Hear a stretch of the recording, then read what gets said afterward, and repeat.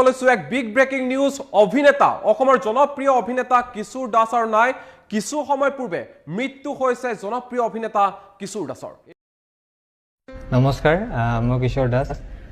আপোনালোক সকলোৱে জানে যে মই কৰ্কট ৰোগত আক্ৰান্ত হৈ আছো আৰু মই যেহেতু চিকিৎসাৰ কাৰণে বোম্বেত আছিলো মাজতে গুৱাহাটী গৈছিলো যদি আকৌ মই বিশেষ কাৰণত বোম্বেত আহিবলগীয়া হ'ল গতিকে মই বোম্বেতে এতিয়া উপস্থিত আছো আৰু ইয়াতে ট্ৰিটমেণ্ট চলি আছে আৰু এতিয়ালৈ মই যিমানখিনি কাম এমআৰটো হোৱাৰ আগতে মই এখন চিনেমা কৰিছিলোঁ মোৰ মানে যিখন শেষ চিনেমা লাষ্ট কৰিছিলোঁ সেই চিনেমাখনৰ নাম হৈছে দাদা তুমি দুষ্ট কৰ অতি সোনকালে আপোনালোকৰ মাজত আহি আছে আৰু এই চিনেমাখন হৈছে বহুত বেছি হাস্যমধুৰ আৰু ৰোমেণ্টিক হয় বহুত ভাল পাব আপোনালোকে